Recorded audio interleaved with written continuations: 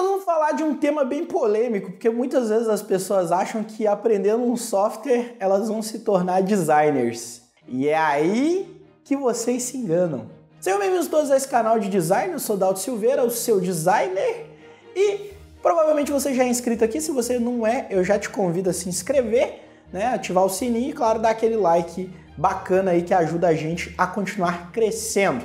O programa de hoje será um tanto quanto polêmico, porque muitas pessoas acham que aprender um software para poder utilizar na criação de peças gráficas ou sites ou 3D, enfim, tornam essas pessoas designers. E eu vou contar para vocês, aprender software é obrigação, porque softwares são ferramentas. Um martelo não te torna um carpinteiro. O que torna você um carpinteiro é o que você sabe, e não o martelo que você usa. Entendeu? Ponto? Gostou da analogia? Então, aprender ferramenta é só o início. Inclusive, você vai ter que ter uma versatilidade muito grande ao aprender ferramentas. Por quê?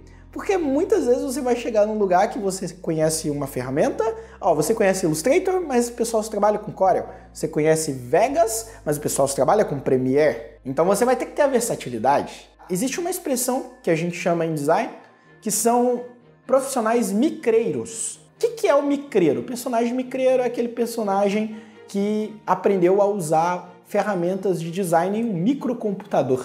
Microcomputador, eu sei, a frase é velha, mas o termo micreiro também já tem aí mais de 10 anos, aí deve ter uns 20 anos fácil. E ele veio com o advento do computador. Porque antes do computador, design era um trabalho muito mais manual, muito mais artístico.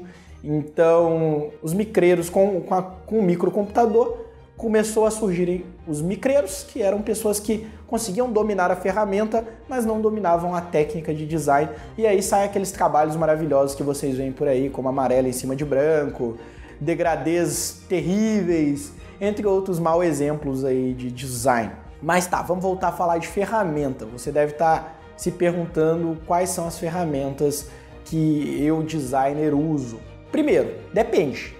Depende de qual tipo de design você faz ou de qual tipo de técnicas de design você domina. Para cada técnica tem uma ferramenta certa. Para cada função, voltando na analogia da obra, você tem uma ferramenta correta. Você não corta madeira com um martelo. Você prega pregos com martelo.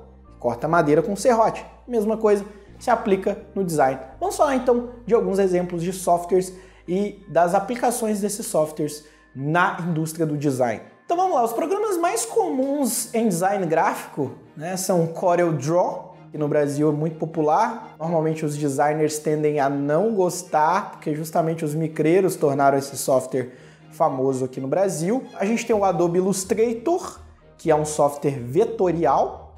A gente tem o Photoshop, que é um software de tratamento de imagem. E a gente tem o Adobe InDesign, que é um software de paginação, para você criar layouts de revistas e outros materiais gráficos. Nós também temos os softwares de web design.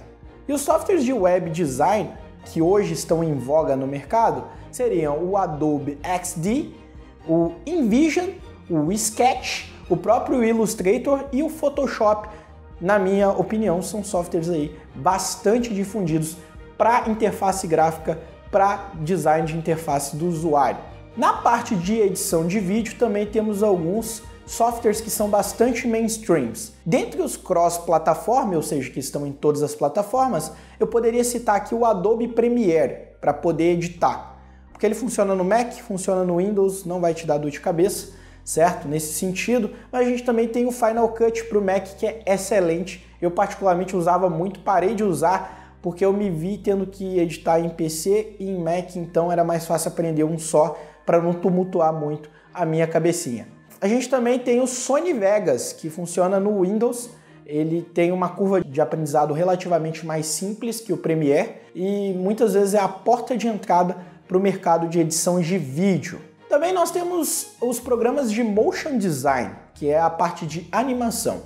Dentre eles, o mais comum seria o Adobe After Effects, que é um padrão também na indústria, se usa na TV, no YouTube, em tudo quanto é lugar, é para animar as vinhetinhas. A gente também tem o Cinema 4D, que é bem comum para esse tipo de uso.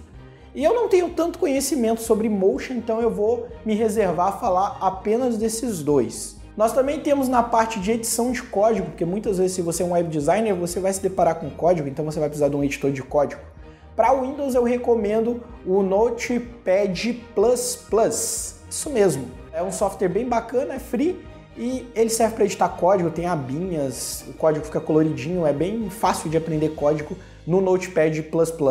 E no Mac eu uso o Brackets. Muita gente não gosta do Brackets, eu gosto bastante do Brackets, mas tem várias outras iniciativas na edição de código no Mac que são grátis. A maioria desses editores de código são grátis. Dificilmente você vai pagar por um editor de código, é muito raro. Para edição 3D, a gente tem vários softwares, mas eu vou pontuar aqui nosso querido Cinema 4D, que muita gente gosta, o Maya, que é muito comum no Mac, que entre ele e o Cinema 4D, a curva de aprendizado do Maya é a mais complexa.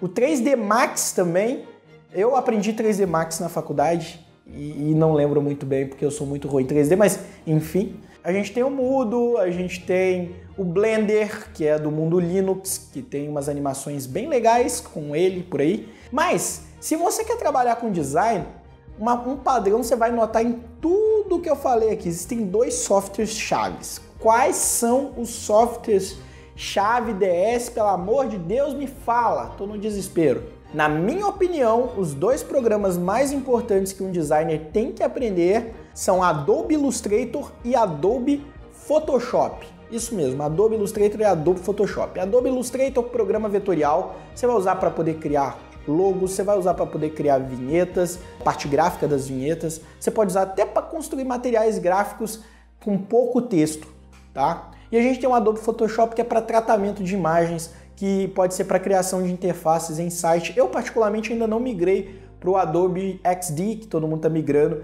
para criar interface. Eu ainda crio no Photoshop, mas é simplesmente falta de tempo para migrar para a nova ferramenta da Adobe.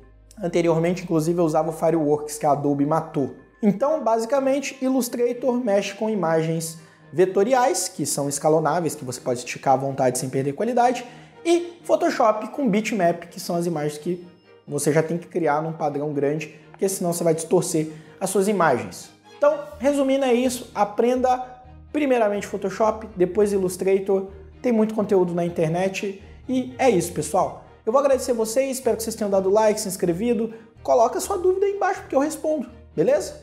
Vídeo aqui do lado, até a próxima, tchau, tchau!